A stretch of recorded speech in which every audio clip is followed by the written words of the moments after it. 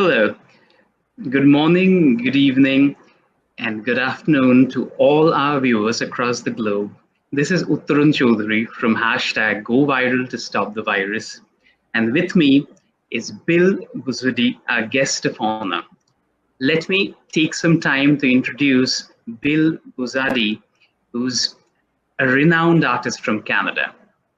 Right. Bill Buzadi is a Toronto based artist who works with a variety of traditional and unconventional materials. He's a graduate of Sheridan College classical and computer animation programs. His work has been exhibited in Canada, the USA, Germany, Holland, Portugal, and Hungary. He is a recipient of grants from the Canada Arts Council and the Ontario Arts Council. Well, this is interesting. Through his work, he attempts to describe the sense of disorientation and confusion in the face of an apparently meaningless or absurd world. The imagery that he creates depicts the struggle to give life meaning and living that life passionately and sincerely. Well, this is wonderful, Bill, and we are fascinated by your art, and we've been positively influenced by seeing these beautiful and very unconventional works of art of yours. And so today I say hi, how are you doing today? Hi, thank you for the great introduction, and thanks for everyone to join in. And I'm kind of humbled now, and feeling kind of overwhelmed by them.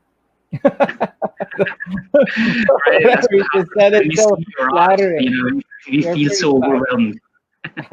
It's just this flattering just makes me a little bit embarrassed.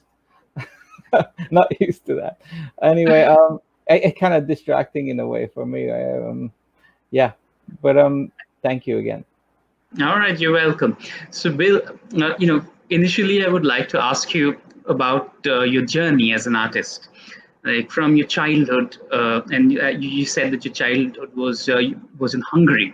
So, please tell us about your journey, like because your art is so fascinating. We want to know that how you got to the point, where you are, and and why did you choose animation at the end of the day? So, Sorry, I just lost a little bit here from my mind. no problem. I think it's gonna make it better. Um, Yes. well, I grew up in communist Hungary. I mean, I was born in 1966, so Mm-hmm. so yeah, it was still communist, and I went to public school and high school there. And when I was a little kid, I mean, from very beginning, I was drawing all the time, and Okay. using art as kind of an escape, but it's this positive escape where I can just go into my own world and be with my own thoughts and be alone a little, and it's this kind of joyful, kind of playful place, and Wonderful. and that place gave me a space and time. I mean, time and space just to think about, make sense of the world. Yeah.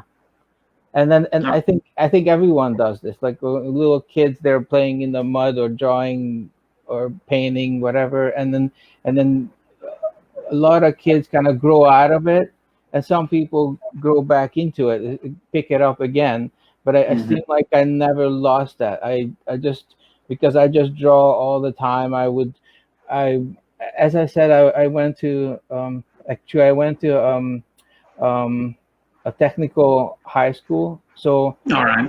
after finishing high school, I was working as an electronic mechanic. I was working on for the National Railroad Company, and then as an electronic mechanic, Okay.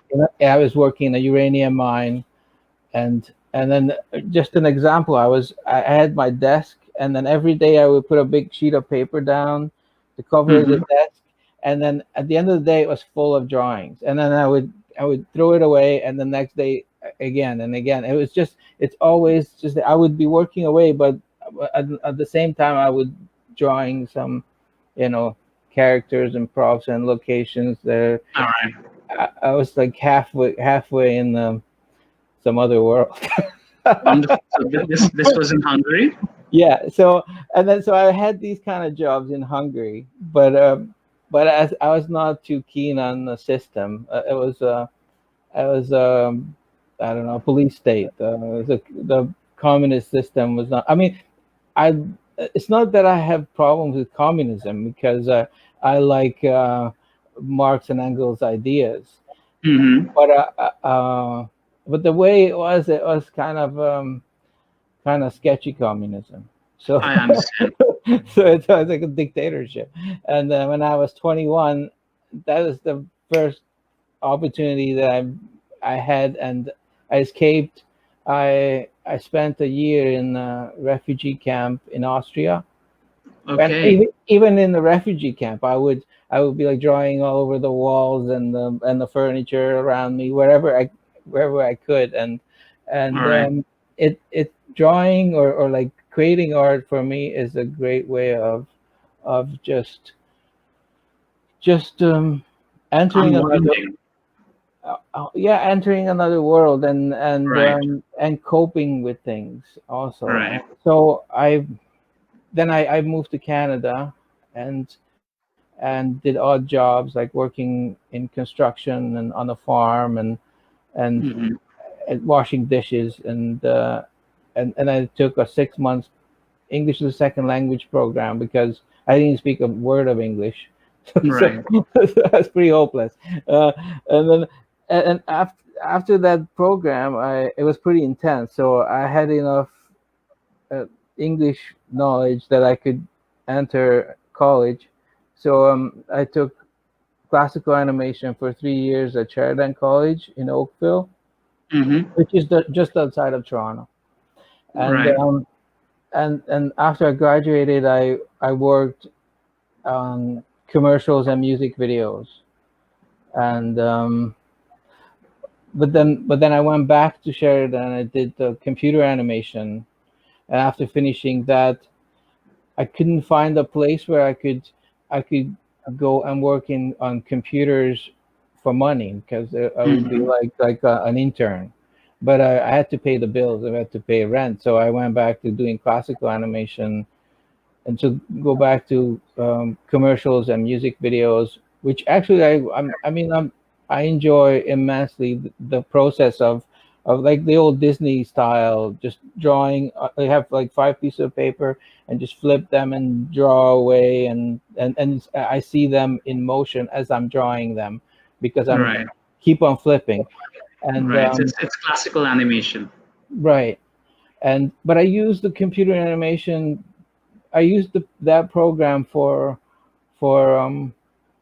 um, just to get on the computer, get started on working with the computer, and then doing the editing on the computer, the sound and picture editing, and Hmm. 'cause I use Adobe Premiere for editing and Right. Photoshop for single image manipulation, I and then understand. so, so I was, and then I was working as a supervisor on Saturday morning cartoons and a feature. Well, then I went back to doing again commercials and music videos.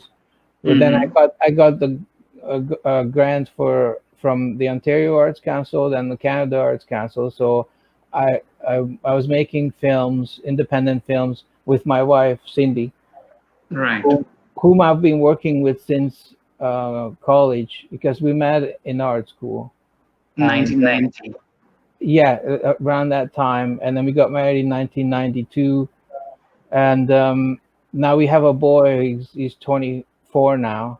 So and Hmm. then he went to art school. That's why he went to Humber College for theater production. So Wonderful. he worked with props and set design, costume design, that kind of stuff. He has his own um, clothing line, and then we are working on always like he would be creating a shirt and I would be drawing something, and the Cindy would would work on a sewing, and then all that stuff we incorporated on the shirt or trousers, Wonderful. or make a hoodie, and so we're all three of us are working together, Okay, and pretty it's much very all the organic and it's beautiful. And so, Bill, I have to tell you this because a lot of people are watching, and this artist from India, the Indian artist, a very talented Indian artist called Opu Bandyopadhyay, he just wrote, "Hello, Bill. I've seen your work. It's amazing." So, time. Thank you. well, all right. Bill says thank you to Opu. Well, and then we move on to the next question, Bill, because see, a lot of people love your work because a lot of people in my country, in India, they love your work, and of course, around the world, people love your work as well. So I want to ask you that, what is art to you? Is it a way of life? Is it a changing truth? What do you think art is for you? Well, I think to put it simply, it's a function. Right, It's like breathing or going to the bathroom. I just got to do it. And I do it right. all the time. Um, it's just natural thing that I don't have to think about. It just happens. And Right. So it's like and it's a it's as I function. said, as a function, and then it has a purpose of of of it's an escape, but it's this kind of positive escape. It's not Hmm. like some kind of watching a mind-numbing, spirit-crushing program on television, and it's being creative, and then playing around with ideas, and just having fun. That's the biggest part of it. Right.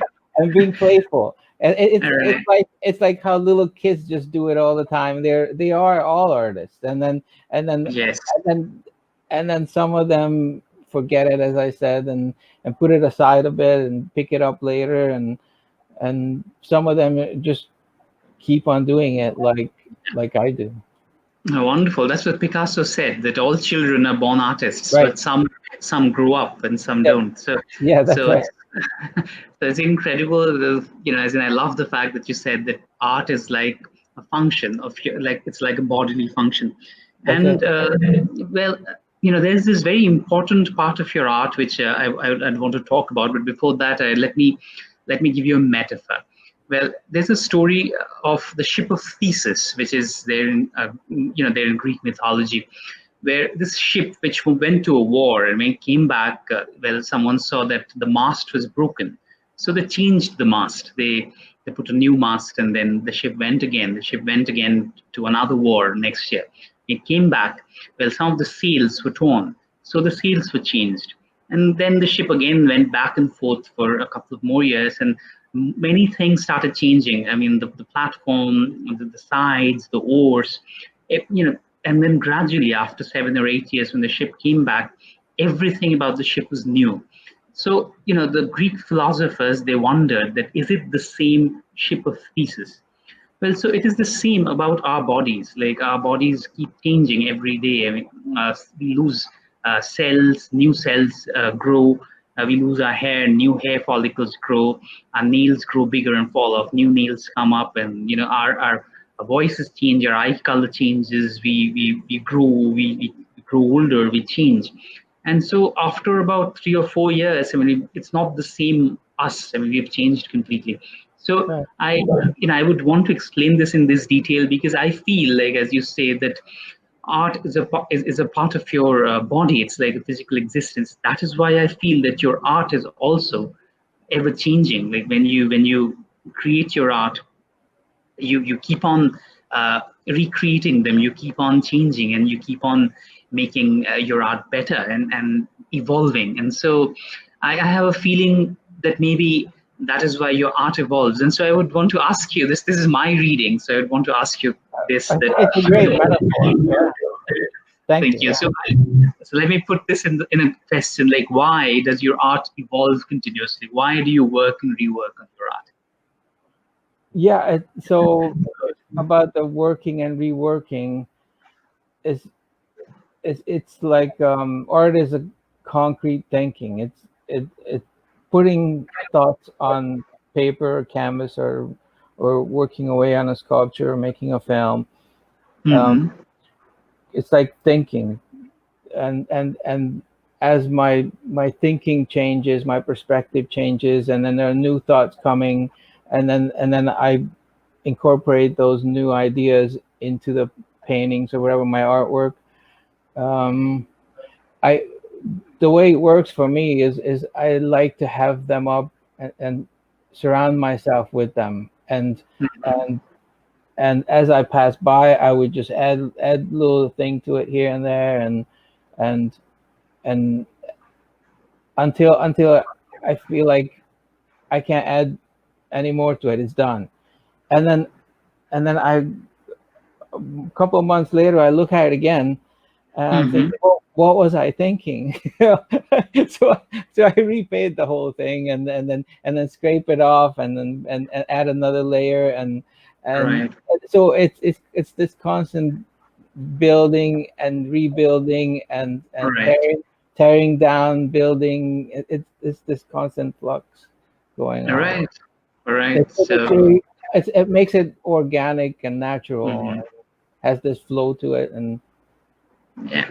everything. Theses, antitheses, and synthesis. It keeps on moving. It keeps on going in a flux. I can see beautiful works of art behind you, and I Thank can you. see your table on which you create your art and your beautiful animation. And I would Yeah, like to say the that animation desk. Yeah, right there. correct. That's the animation desk Right. of Buzadi people, right? So I need to tell you that it's almost like how cities grow. Some cities they grow in a very organic way. Some cities grow very in a very planned way, but but they change. Well, neighborhoods change. Detrimental effects happen, and neighborhoods or neighborhoods improve with new stores. A new hospital comes up, and the real estate value increases, and so civilizations come up, civilizations vanish, new words come in, language changes. So life is ever changing, and so I love it when I see the same reflection of the flux in your painting because see for and for artists it is, and for poets and musicians, it's like when you create your piece of poem, and when you publish it, or when you create your novel after endless iterations and you publish it, I mean it still changes because every reader who reads it, like the death of the author, Roland Barthes, you know that every reader, when they read it, or the author dies, the reader makes his or her own meaning, and so that changes as well. So Yeah, their and own interpretation. yes, and because you've been to so many, I mean, your life has seen so many twists and turns and so many changes. Like from Hungary, you moved to Austria and then to Canada, and you're still moving. And so I feel that this constant movement, this constant change, and the constant evolution that you yourself is undergoing, that you're undergoing a change as an artist as well. You're to some extent rediscovering yourself every day. I mean, and I believe I've seen that in Picasso. I've seen him change his style so many times, change Oh, his for work of art sure. so many times. So that is incredible, and I must say it's great. And I have to tell you that amongst our many viewers, we also have George. George is a very talented artist from Suriname. He's also from South America.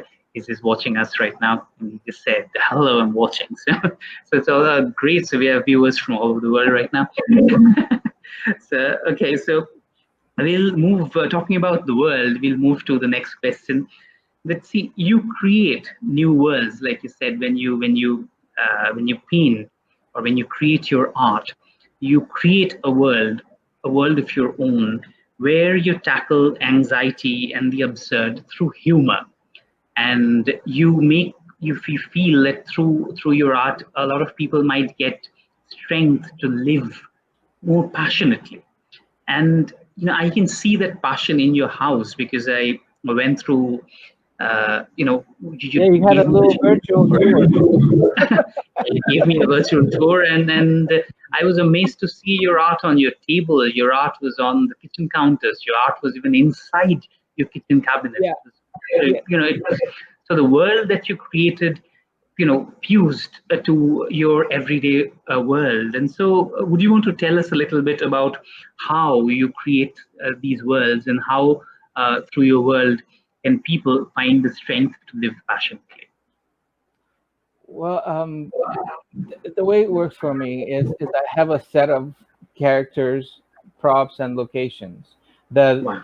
that are I have them in my head, so I know where everything is. I could think of myself sitting down in a room, and I know where the props are, where characters would come in and out, or what I would see through a window or an open door. There's another room, so Mm-hmm. I have this world kind of memorized, and and then that gives me this freedom when I start doing a piece of artwork. Like I would start to draw, for example. I try not to think about what I'm gonna draw. I try Mm-hmm. not to have uh, anything premeditated or Right. pre-planned some way. Right. So I would have a white sheet of paper and just draw perfect circles, and I just draw perfect circles until things would emerge. Like I'd see a character here, a character there, and then I'd refine them and add a prop, another prop, start work thinking about composition, then start thinking about perspective. I'm starting to think about where my horizon line would be. So, and then the vanishing points and my Mm-hmm. and my center of vision. So where the viewer would be, and then I surround these characters and props with a location, and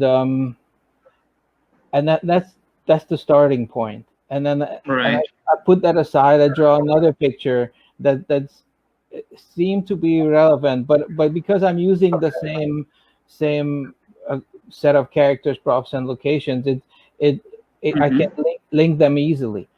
So so I can put them up together, or insert another drawing, or put a drawing, the head and the tail, and then a narrative emerges. But I Right. try to keep the narrative kind of loose. Don't I try not to have follow um, that kind of strict narrative structure, like Mm-hmm. that um, stifles that creative process, I understand. makes it kind of predictable, and, Mm-hmm. and seem formulaic. So what I do is when I start to see that it's becoming one of those where I see that, oh, that's the beginning, middle, and a little twist to it, just to have the audience give them a chance to feel clever. Then I scramble them up, All right. and then or just put them in reverse, All or right. view them backwards, Oh. and then new ideas come. But I mean, I still keep the main idea in mind. But the main idea is kind of vague. Um, it's not a specific thing that this character will go to the well and find the cat or whatever. Good. but Yeah. but it's more like those The whale exist- going to the cat and finding a character inside the cat, maybe. So yeah, it's it's beautiful. more like the bigger ideas, like those existential ideas that I have Right. something written down here. Let me find it. It's um I attempt to describe the sense of disorientation and confusion in the face of an apparently meaningless or absurd world. The imagery depicts the struggle to give life meaning and living that life passionately and sincerely. And then I'm thinking of overcoming obstacles and distractions like despair, angst, absurdity, Mm-hmm. alienation, boredom, pain, guilt, and regret. So these ideas are always on my mind, Mm-hmm. and the narrative just comes naturally, and Wonderful. So hopefully unpredictable in an unpredictable way. yes, yes. So like Jean-Luc Godard was once asked that, does your films have a beginning, a middle, and an end? He said, of course they do, but well, not in that order. So, Yeah. so yeah, so he used to scramble them up as well, and to make it, and his films became so interesting and so multi-dimensional, like your art. So I would also like to ask you, like this existential crisis that you aim to overcome through your art brings me to the very important questions of your influences, because I feel that you've been influenced by authors and literature from all around the world as well, and philosophy.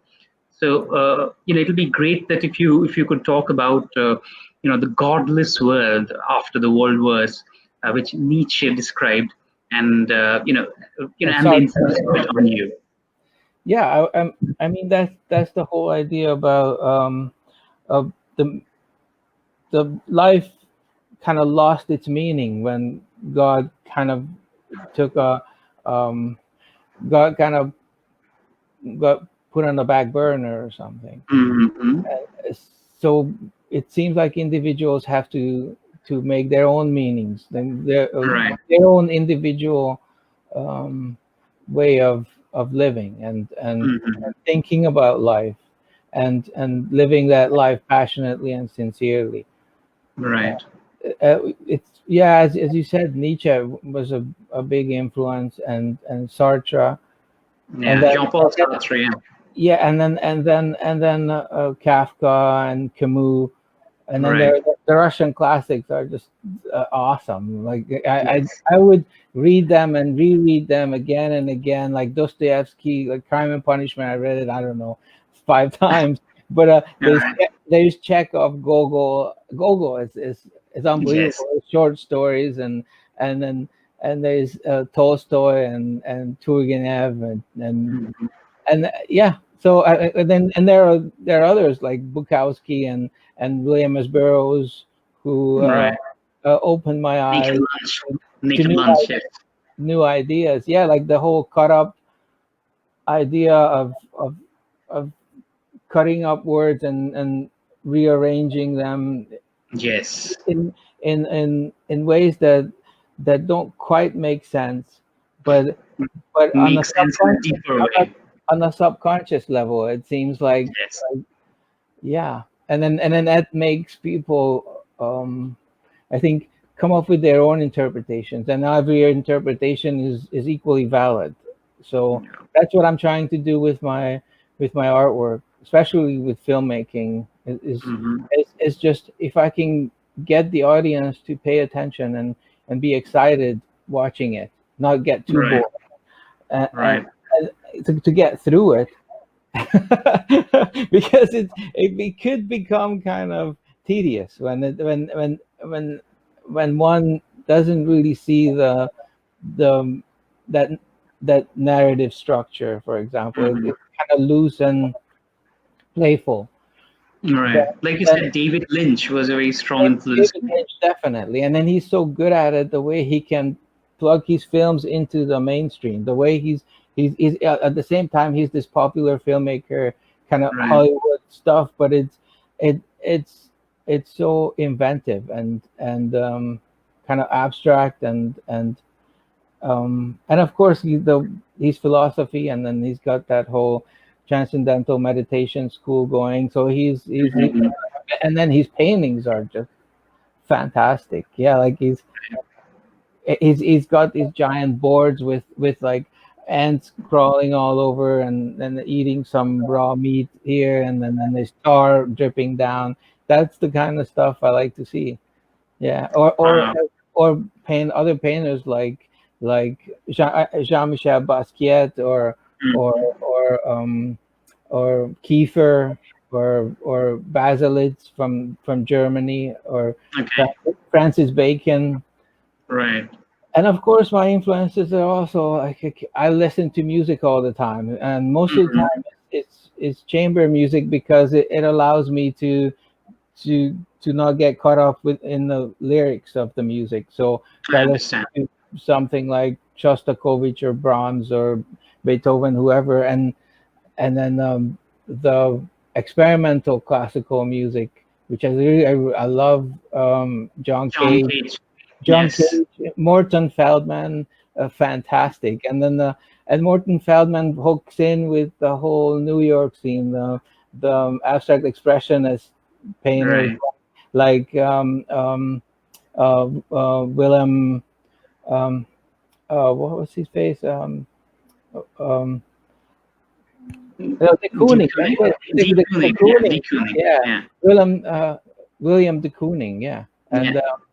and um, um, anyway. And then I was gonna say is when I'm thinking about influences, uh, Mm-hmm. everything influences me. Like a cat walks across the street, the way he walks, The or I rhythm, yeah, or yeah. I see someone on a porch smoking a cigarette, and that the gestural quality to it just sticks to my mind as somebody would be, the way somebody would move Mm-hmm. or stand and does something subtle, and I Right. actually subtlety is a big thing, yeah, for sure. All right. I mean, I would love to, read a very small excerpt from a very favorite poet of mine. When you mentioned his name is Charles Bukowski, and Yeah. Oh yeah. and my wife Sunrita and me, we worship Bukowski. And so when you spoke about the cat moving and the rhythm and this beautiful influence that it would have on on your art, I would like to read a very small poem by Bukowski to you called The Mockingbird. It says, "The mockingbird had been following the cat all summer, mocking, mocking, mocking, teasing, and cocksure. The cat crawled under the rockers on porches, tail flashing, and said something angry to the mockingbird, which I didn't understand. Yesterday, the cat walked calmly up the driveway with the mockingbird alive in its mouth, wings fanned, beautiful wings fanned and flopping, feathers parted like a woman's legs. And the bird was no longer mocking. It was asking, it was praying. The cat, striding down through centuries, would not listen. I saw it crawl under a yellow car with the bird to bargain it to another place. Summer was over." Oh yeah, fantastic. I know Bukowski is still good. Yeah. Yeah, yeah, I yeah, was, I would, I mean, I think I read all his books. All the books are out there, and even after right. he died, all these books kept on getting published, and Yes. I would do in college. I would like take a week off and just do nothing but lying in bed and read Bukowski. That's it. Yeah. Like just focused on Bukowski. But yeah, he had a big influence on me for sure. Yeah. Yes, and so he brought even the angels down to earth. I mean, he's such an incredible poet. And so after Bukowski, I would also like to hear a little bit of the influence of Cindy in your life, because Cindy is an integral part of your art. I mean, she's an integral part of your life. So would you want to talk about her, say, for a couple of minutes?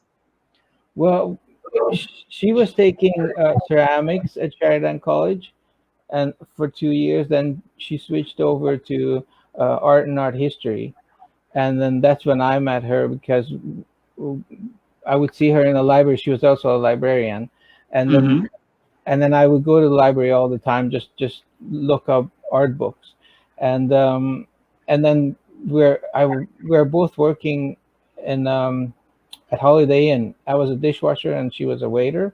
So so then it just started to evolve into a relationship, and then Right. we moved together, and then we got married. And Mm-hmm. the thing is that that we're on the same wavelength in terms of of the arts. So we read the same kind of things. We like to watch the same kind of movies and Mm-hmm. look at the same paintings. And actually, we have a huge collection of art books. Um, Wonderful. and then we work together. And then we work together. Seems to be so harmoniously. We even had a company together. We were making commercials, Okay. and then it worked out so well, and then it worked out so well that we had a baby. and then and then now he's a 24-year-old man who's up to It's go wonderful. It's wonderful. I shenanigans. mean, and It's absolutely, blissful to know the connection that you have, and you have such a beautiful family. God bless all three of you. Thank All you. right. All right. Thank you. So with this, we move to the next question, which is, the question at the present, which is on everyone's minds. Well, when the pandemic was raging through Canada. I mean, right now it's raging through India. I mean, where I am every day, more than almost 20,000 people are getting infected. And so right now, as the pandemic rages through my nation, I'm worried, and I'm also very, very anxious. And so when it was raging through Canada as an artist, what did you feel, and how did you deal with it? To tell you the truth, with artists, I think they don't. I mean, for me, I hardly even notice it because I'm isolated as it is. I work from home. I Hmm. I I mean, physically. I mean, besides the fact that I can't go to bars to have a drink, it's hardly noticeable. But what I noticed, what strike me is even when we're in quarantine, we're Hmm. allowed to just go out for a walk, right? And so we have the lake down the street and just like 10 minutes walk distance. And Right. Cindy and I we would take walks to the beach, and then what we noticed was is that people are using their like really average everyday people like the audience or the viewer that I interact with Hmm. are are using their creativity much more. All becoming artists because Wow. I'm down in the park and I see all these sculptures being made out of driftwood or Okay. piles of bricks or giant stones. Like I see people just constantly manipulating things around the beach, and it's just so fantastic to see. It's because it seems like it's in everybody, and that's what ties us together. That everyone is an artist in a way. It's just Hmm. it's just some people maybe get caught up in the grind of every day going to the factory or whatever it is, and Hmm. kind of forget about um, that kind of creative process that that that that's in every little kid. And then but with this pandemic, what it did, I think it kind of closed the gap a little between the artist and the audience because I think that they can relate more to the artists, and they because they're stuck at home, and then what they do Hmm. is rearrange the apartment, like, and then rearranging in a creative way or putting this and that up. It's pretty much what I do. And and and the and people might not notice it on a conscious level, but it I think it it draws them closer to the way artists would think. and Wonderful. and then I was also thinking of how there's this kind of a resentment maybe that people have towards artists because they Hmm. get to do those things that they want to do too, like they want to just stay home and draw pictures, but they seem to feel like, okay, I mean, I don't want to be condescending here, but Hmm. how it's kind of frustrating for somebody to think that my tax paying dollars go to fund somebody to make a movie or draw pictures, or but Hmm. if if they get this opportunity like they get it now, that Hmm. they get to be creative, they they sympathize more with the artists, and Right. then it kind of opens up a whole bunch of questions, like maybe the structure could be rearranged so it's not such a mindless grind when you go to work. Like Hmm. if everyone would would be a little bit more conscious of trying to do something creative. I understand. And then and I think the pandemic is just a terrible thing, of course, but Yeah. it does have these qualities, or like things happen that they're really positive. Like Yes. I mean, as I said, just going around the beach and seeing how people create these pieces of art, these sculptures are emerging all over the place. right. It makes me feel like yes, you gotta do that. And maybe if we had a little bit more time to do this more often, or just have a little understanding of Hmm. better understanding of where other filmmakers come from, like David Lynch and Bergman or Fellini or whoever. Um, Hmm. Instead, maybe they would switch the station to watch that instead of something mind-numbing TV series or something that's just that it doesn't really have that value to it. Like it doesn't make the audience think so much for I themselves. understand. Yeah. So, what is interesting to notice is, like the world that you described, the existential postmodern world. Well, it doesn't get more existential than now. Like right now, when we are all stuck at home, I mean, and we're all fighting an invisible enemy, and it's our choice. I mean, we can choose to protect ourselves. We can choose to protect our family, and we can choose to lead our lives the way we want. But it is and right now it is, and there is actually it is very difficult to find an omnipresent deity who would actually help us at this point of time. So it is up to us to help ourselves, and so it is extremely existential, and it is almost an existential nightmare come true. But art, as you said, is also helping us to make sense of our universe right now. So people are actually walking out to the beach, and they're creating art out of driftwood. They're rearranging stones to make sculptures, and as you walk every day on the beach, you see these sculptures emerging. That is so heartwarming to know. Yes. And on this wonderfully positive note, we'll move to the four artworks that you created during the pandemic. You created countless, but we chose to talk about four, and uh, and I'll share the screen, and we'll look at four of your artworks, and we will talk about it. You would talk about the stories behind it and the process, and I would talk about my interpretations,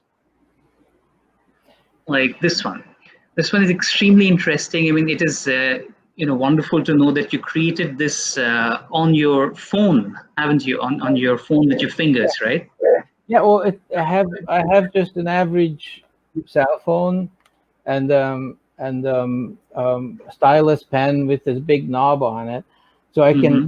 I can never see the lines really. So it's kind of intuitive.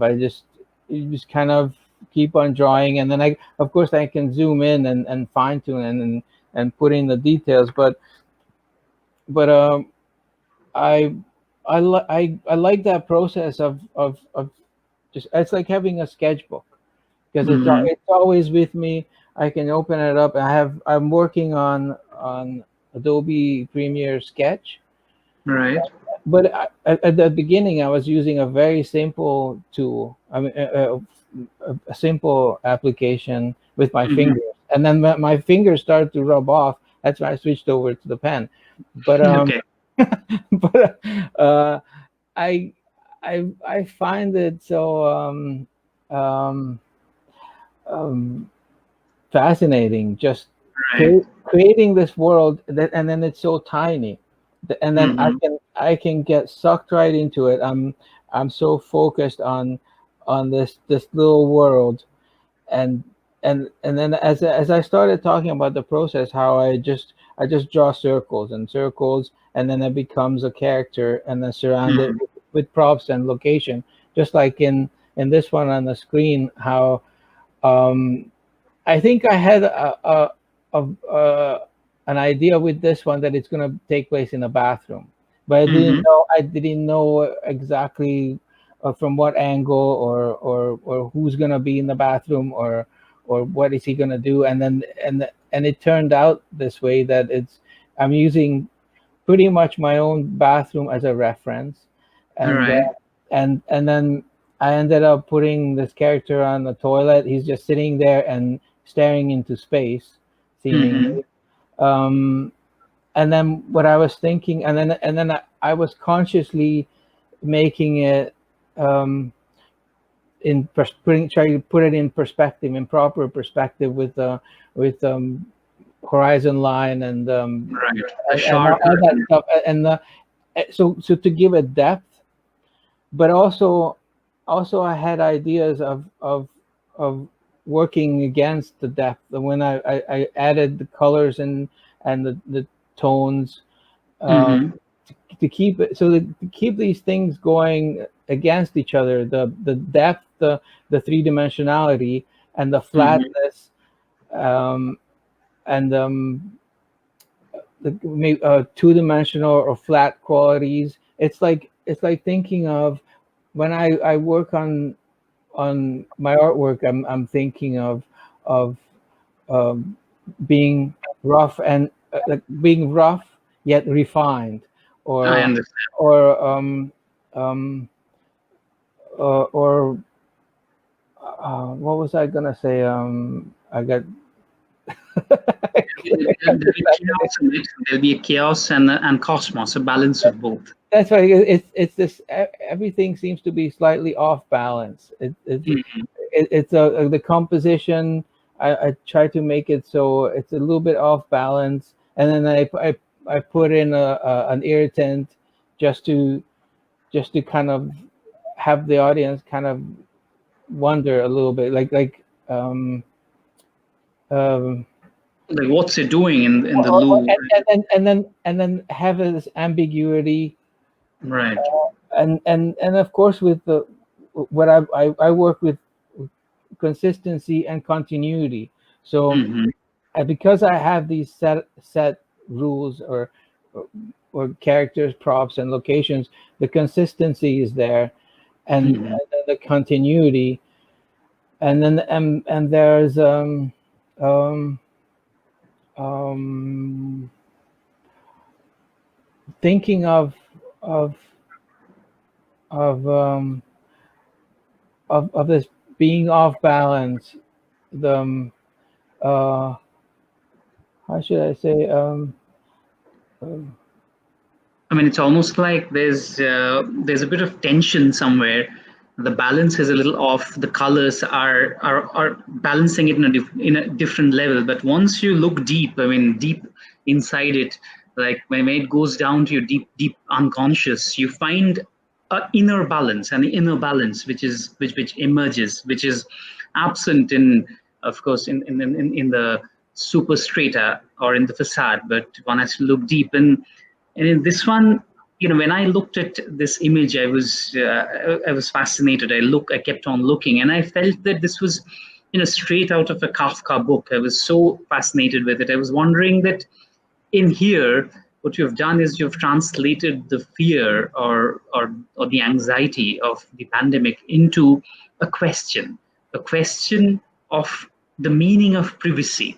See, what is privacy? I mean, when we are by ourselves, I think about it as Sartre said that when we are by ourselves, we can make our own choices. When the second person appears, instantly the world goes into topsy turvy. So, are we alone really? Are we alone in our own houses? Are we alone inside our own minds? What is privacy? I believe this is a very important introspective question that you bring out that I find in your art. I mean, especially this one. And I feel that during the pandemic, this is something that everyone, each and every person in the world faces. He or she, every person has to look deep inside and think that, okay, are we really alone or are we together? Are we virtually together but physically alone, or is it the other way around? And so this interesting question, what it finally does, it makes us stronger. Like when we decide to make our choices in the postmodern world, when we, I mean, it is our step to to finally become an Ubermesh, to finally emerge victorious. And so Yeah. I feel that this is an image of hope, and through this question of privacy, you're actually helping our viewers to overcome the feeling of anxiety, and to stand up and to walk out, and face the world, feel, head on. And so I sincerely love this one. So this is my interpretation. Thank you. All right. So with your permission, Bill, we'll move to the next one. And before we move to the next image, I would like to show you a very special image which I've been wanting to show you for a while. Well, this one. This is an art by Basquiat, and so he's a very he's my favorite artist. And when I see the art of Jean Basquiat, I'm fascinated, to be very honest. And I find a couple of very interesting things which I find in your art as well. Like, he dealt with people, and he, of course, I mean, from his diverse background, like Haiti and other places, I mean, it all came together, his influences. And I see, when I see his art, I see so many iterations, so many changes. How he creates one layer and then creates another one, and then creates a scribble on top, and then adds alphabets, adds names, and adds different words here and there. And so this becomes very organic, this ever changing piece of art. And when I look at it, it changes in my mind as well. And so I feel that your art is I mean, it gives me the same feeling. And so you mentioned Basquiat as one of your Yeah. influences. Yeah. Like, and what you were saying is how, and I was thinking how he makes sense of the world through Hmm. painting. How it started out with him when his mom gave him an anatomy book Right. when they took out his spleen, and he was just very little, and it just Grey's kind of, Anatomy. and he used that book all through his life, I think. Right. and Right. and and then because he was trying to make sense of what just happened to him, Right. and then it just continued, and then when he paints and he puts the text up there, like all of a sudden something about Stalin, and whatever he reads, history books or something, and and then this concrete thing, he puts it on the canvas, so it reminds him of of of this or that person, Hmm. or an event, and and then he works things out, I think, through his artwork, and that's a Right. similar thing that I do. Wonderful. Yes, when he had his splenectomy, he was given the Grey's Anatomy, and he kept it with him all his life. And especially in his life, went through such a lot of ups and downs. Like, his mother was institutionalized at a point of time, and then and he moved on. He moved out, and he lived by himself and slept on backyards, and then gradually attained fame. And so, I mean, he made the sense of his world through his art. It is wonderful to know that you've been influenced by him. And though his color palette is very different. I mean, your color palette is completely different. But I see this subconscious influence, and I love it when you say that he's your influence as well. Oh yeah, yeah, for sure. I think actually we had a show in at the AGO, the Art Gallery of Ontario, and I just loved it. That was so fantastic. It was that show, and then the abstract expressionist had a show there, um, and yeah, they had things in common for sure, Right. and I was just blown away by. I mean, I Mm. knew him before, but to see it in real life, it's another story. I mean, it's kind of like when I they showed my film in the festival in Stuttgart, Germany, and Mm-hmm. and Cindy and I, we went into a gallery there, and then and all of a sudden I saw these Paul Klee paintings because Ah, I've seen Paul Klee in textbooks and then art books and whatever, but when I right.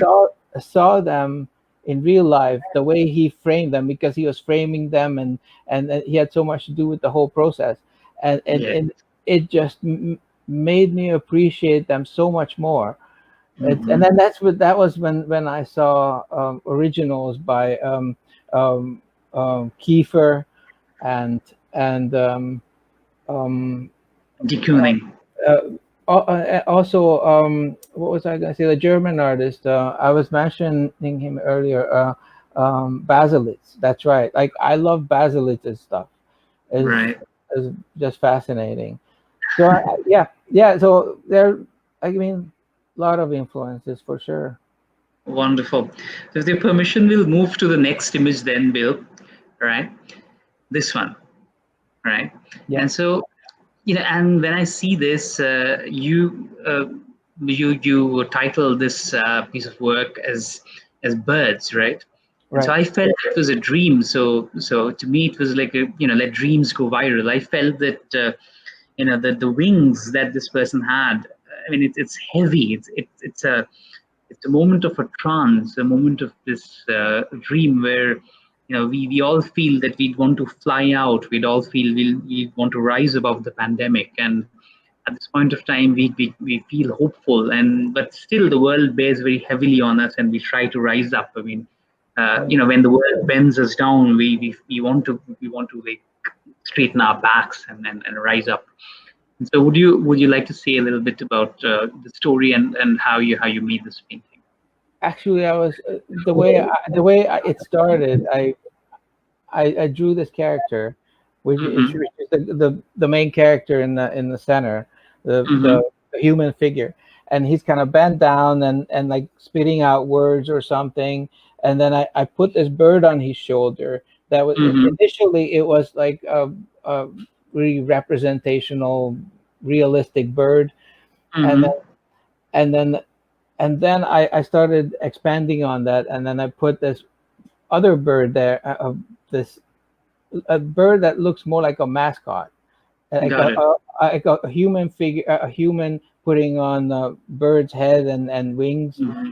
and and and I- and and I was working away at it, and I like the fact that it's all out of shape, it's all out of Mm-hmm. focus, kind of like nothing. Uh, really has the details on it, or and nothing quite recognizable. So Mm-hmm. and it also helps to have the audience have their own interpretation of it, Right. like the way you interpreted the the the main character with the bird. You thought of it as wings. I just Right. I thought that was fantastic because I didn't even think about it. See, that's what I'm trying to do. Mm-hmm. When I see this happening, this kind of dialogue between the audience and then the artist, is Mm-hmm. this is what it's about. It's through this ambiguity and abstraction Right. that allows the viewer to have their own interpretation, Yes. and then what's happening is I'm not force feeding any ideas to anybody. They come up with their own ideas. It's I'm not answering any questions. It's more about the audience coming up with the questions than any. Wonderful. Yeah. So this is, I mean, so you're giving space for meaning to grow. Right. That that's amazing to know. All right. So with your permission, we'll move to the next one, if you will, Bill. Yeah, sure. Yes. I'm ready.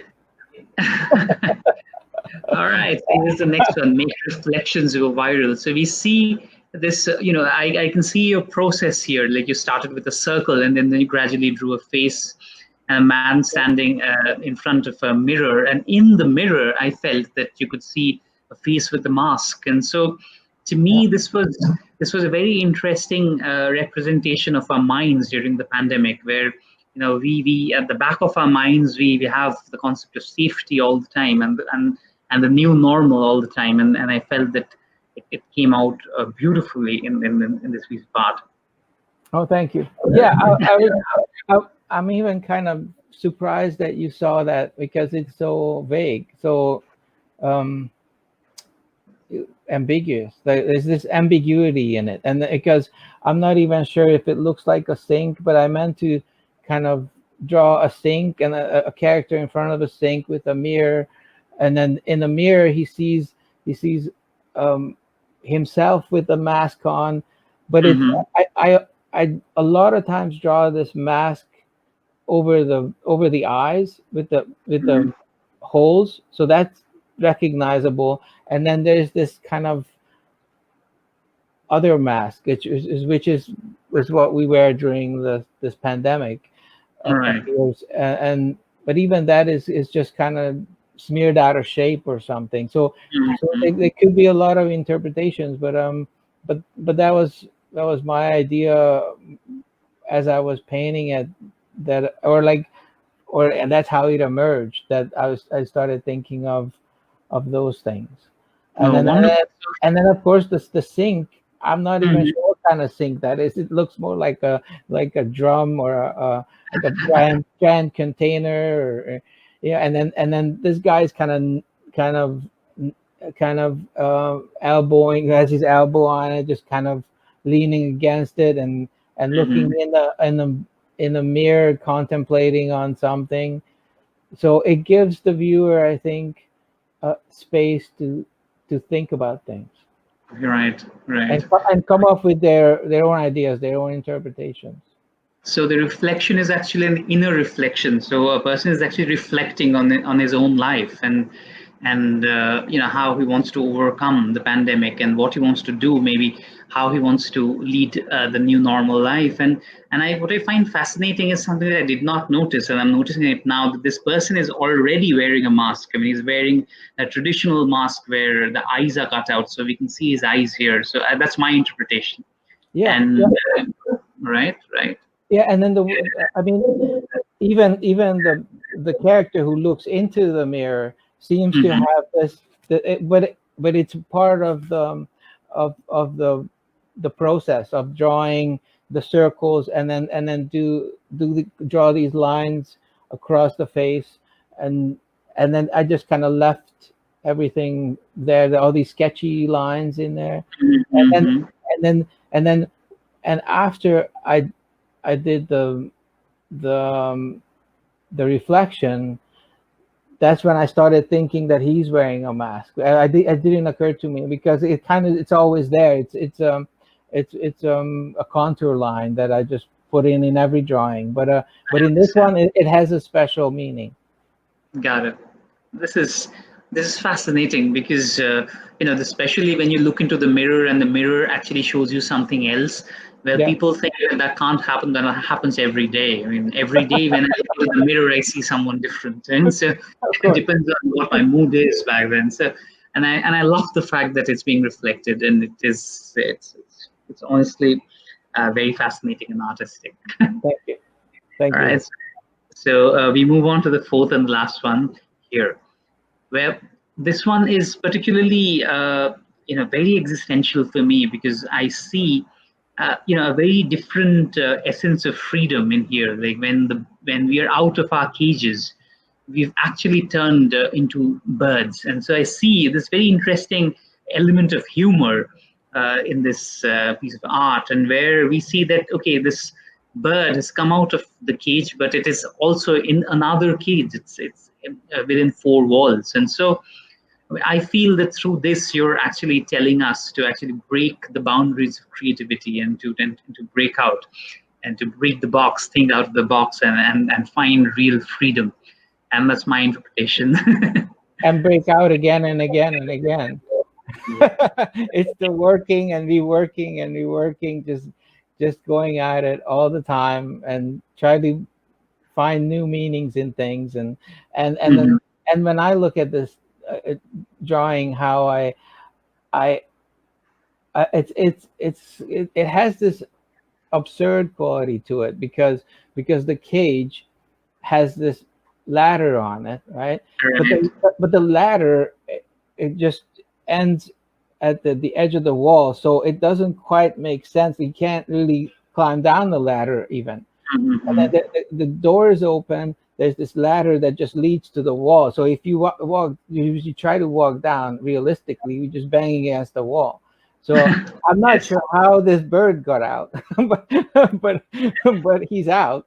And then even the shadow of the cage on the left Mhm. side, it's it looks like a character with a mask on, with Mhm. the two holes, and then the bird character, which looks more like a mascot or someone in a costume, rather than a real bird.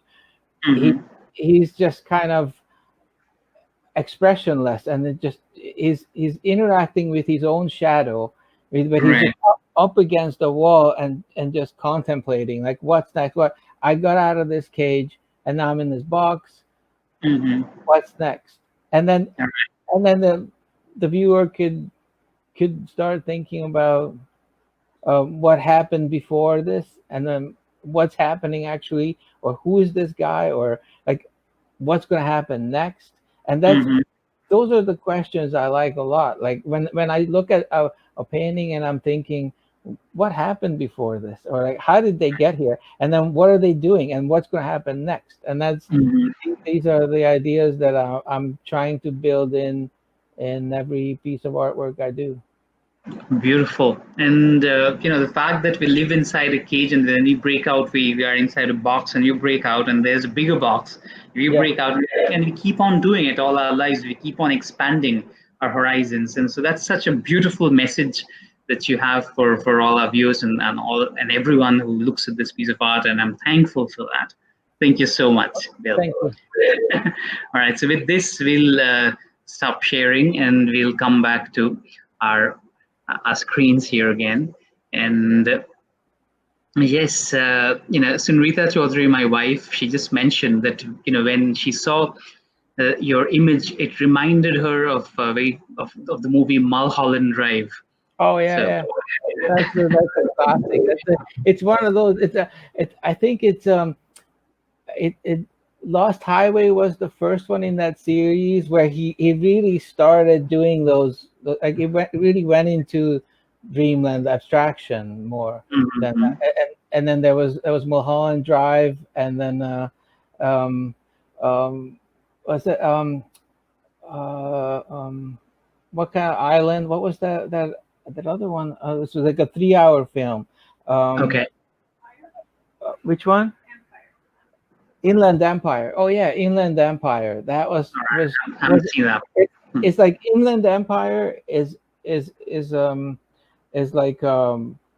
like all these previous films lead to that one, like that Oh. it's an explosion of those ideas. How, and then I think the way he started working at it, he didn't have the whole concept in mind, or like he didn't have the big idea.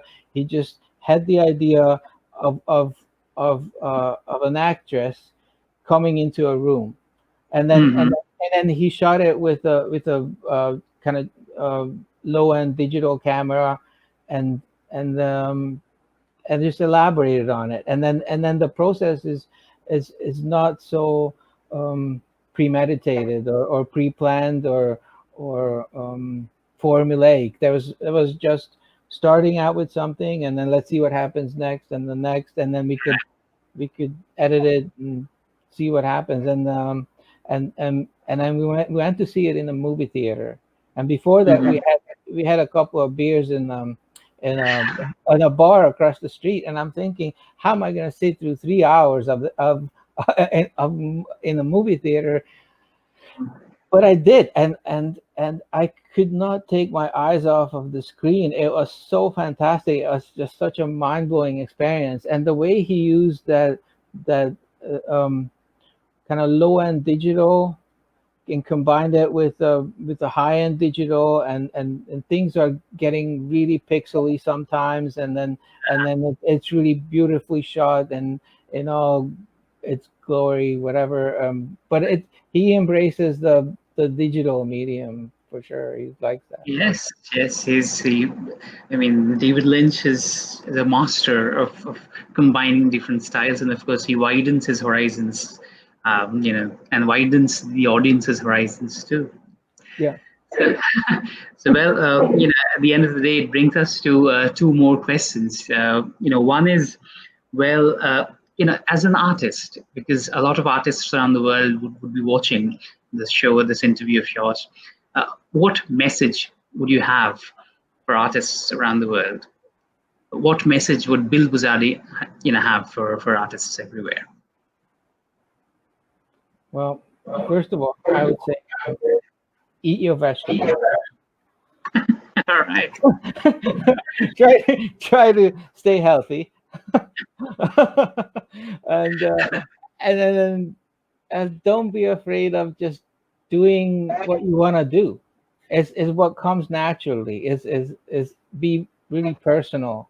Um, I think. I mean, what I'm trying to do is if something comes to my mind and I have an idea, I just work away at it, and I like to get constructive criticism, Mm-hmm.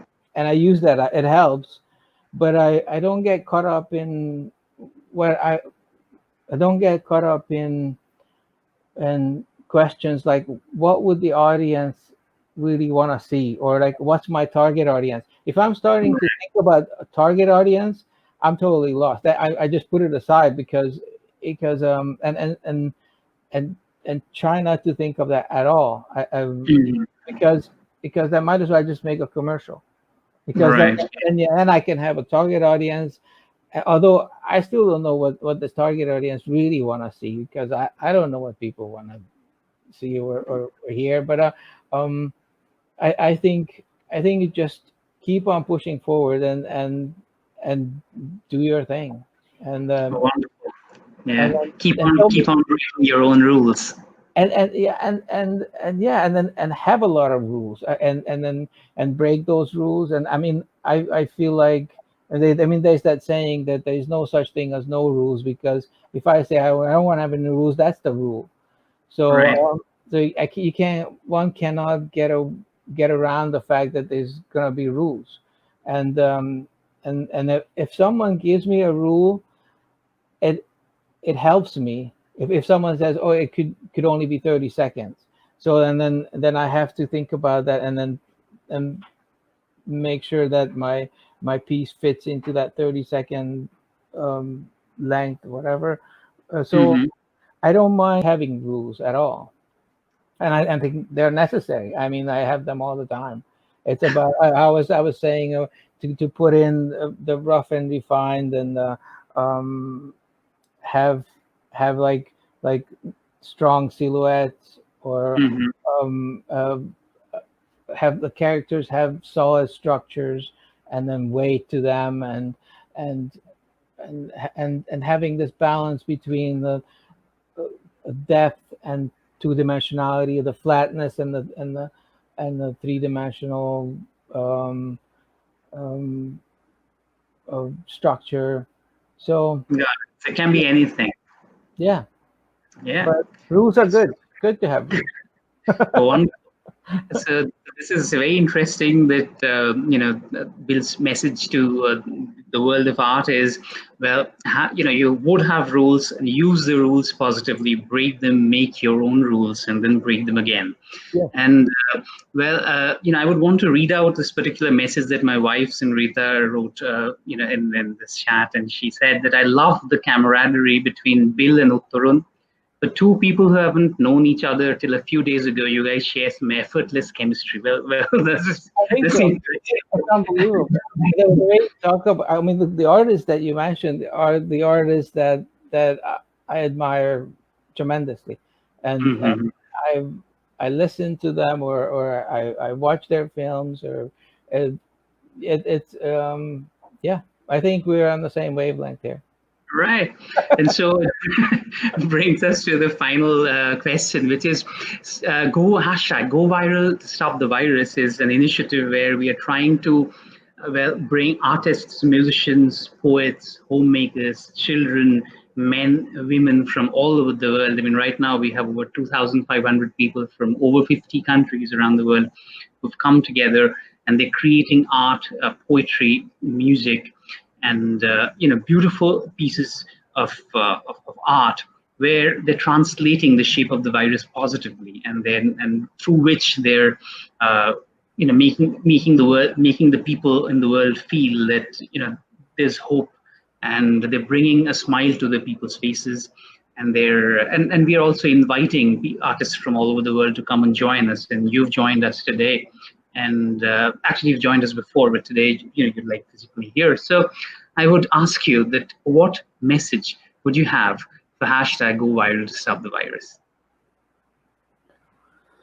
Well, I mean, in this case, it's just to keep on being connected, and then being connected to artists is a great thing. Yeah, because uh, you might find ideas that you never thought of, or as I said, how I see how people being so creative out there by the lake, but it might be just on a subconscious level, and when you talk about it, and someone would watch your show or whatever, maybe just makes them realize that they are actually doing this thing, and they are actually in a way connected to artists much more than they would think. Right, right. Just keep on watching. Thank you so much. So Bill, thank you so much for being here, and we wish all our viewers, and we tell them that keep watching, because we'll interview more musicians and artists and wonderful people from around the globe, people who are extremely interesting and have led wonderful lives. And so today we bid goodbye to Bill Buzadi, an amazing artist from Canada. Thank you so much. Thank you for being here with us today. Thank you. All right, then with this we bid goodbye. Goodbye. Bye. Take care. Stay safe. Yes. Bye. Bye. Wear a mask. Yes.